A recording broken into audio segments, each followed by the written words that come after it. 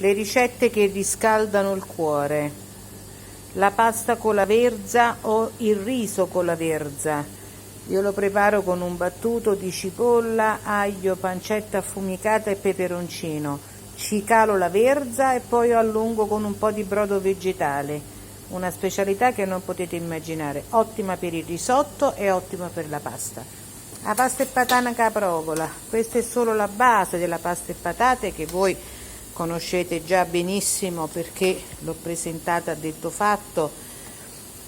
Questa è una base dove appunto soffritto cipolla, prosciutto a pezzetti, sedano, carota, ho aggiunto le patate e adesso deve sobbollire per un bel po'.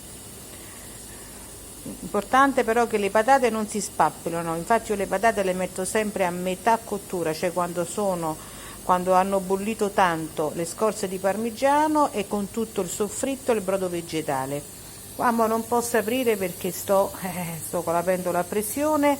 Ho fatto le lenticchie e qua che stasera me l'hanno proprio chiesto dei miei clienti particolari, dice desideriamo mangiare lampettoni. Voi sapete che cosa sono i lampettoni?